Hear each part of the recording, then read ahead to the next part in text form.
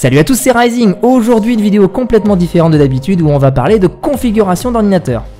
À l'approche de Noël, je voulais vous présenter différentes configs pour jouer aux jeux vidéo sur PC. Attention, ma vidéo s'adresse avant tout aux novices dans le monde de l'informatique. On va parler aussi pour tous les porte-monnaies. Je pense notamment aux parents à qui leur enfant réclame un PC pour jouer et qui n'ont pas un salaire de ministre. Bien entendu, mes propos ne sont que des conseils, mais je vais permettre à ceux qui n'y connaissent rien d'avoir une base.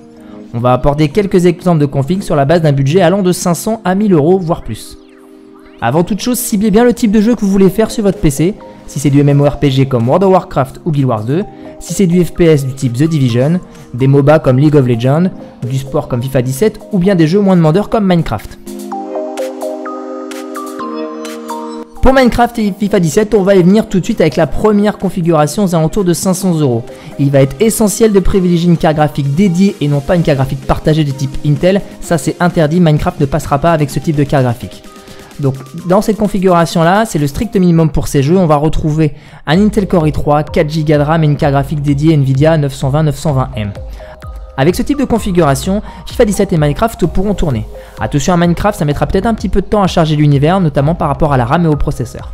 Mais en tout cas, ça reste jouable pour les petites bourses. Pour les MMORPG et les MOBA, pour moi ça reste un petit peu juste, même en mettant les graphismes au plus bas. Enfin, ça dépend après des jeux. Autour de 600 € pour les PC portables, on va pouvoir taper sur un processeur plus sympa comme l'Intel Core i5 6002, 4 voire 6 Go de RAM et une carte graphique du type 940M. Pour les PC bureau, on peut même espérer une config avec une carte graphique une 960. Par contre, il faut peut-être mettre 100 € de plus. Pour Minecraft et FIFA 17, pas de problème. Pour les MMORPG et MOBA, ça commence à être déjà plus intéressant, notamment si vous ne mettrez peut-être pas les réglages au maximum. Attention pour les PC portables, ne vous attendez pas à un écran Full HD à ce prix-là. Autour de 800 € en fin d'année, on peut trouver des premières configurations avec un disque dur SSD. Le disque dur SSD permet surtout de démarrer le jeu et le PC plus rapidement. On trouve les premières Intel Core i7, mais il vaut mieux privilégier un bon Intel Core i5 avec une bonne carte graphique qu'un Intel Core i7 avec une carte graphique moins bonne. Un petit exemple de config sympa qu'on peut trouver, Intel Core i5 6003 ou 7002, 8 Go de RAM, 128 Go de SSD et une GeForce 960. Notamment pour les PC portables, vous pourrez trouver à mon avis plus facilement de l'écran Full HD. FPS les plus gourmands, il ne faudra pas mettre les paramètres à fond, mais c'est le minimum pour que ça reste jouable. Autour de 1000 €, on va pouvoir parler de PC gamer avec des marques comme Republic of Gamers chez Asus, mais il y aura aussi des configs sympas chez MSI. Avec notamment plus facilement des configs à un Intel Core i7, 8 voire 16 Go de RAM, même si 16 Go de RAM n'a pas beaucoup d'utilité pour le moment. Du SSD, vous en aurez 128, peut-être pas 256, mais 128 vous pourrez trouver facilement.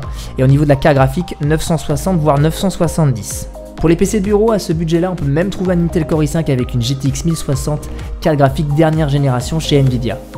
Autant vous dire qu'avec ce type de config, vous n'aurez aucun problème à jouer avec de beaux graphismes sur du MMORPG ou du MOBA. Même pour le FPS, ça commence vraiment à être très intéressant. Pour les plus grosses configurations, enfin, on pourra taper sur des cartes graphiques 980M ou 1070M avec des Intel Core i7 pour les PC portables. Et pour les PC de bureau, on peut même rêver de la carte graphique très haut de gamme de chez Nvidia, la 1080. Autant vous dire par contre qu'au niveau du budget, on risque d'être dans la fourchette haute. Voilà en ce qui concerne cette vidéo explicative qui peut vous servir de base pour l'achat d'un PC pour faire du jeu. J'espère que ça a éclairé votre lanterne. N'hésitez pas à donner votre avis constructif dans la vidéo ou à partager vos bons plans en commentaire. Je reste bien sûr à votre disposition si vous avez des questions. Et je vais pas vous le cacher, moi-même je risque de craquer à Noël pour un PC portable. Enfin, n'hésitez pas à vous abonner à ma chaîne. Allez, je vous dis à bientôt. Ciao!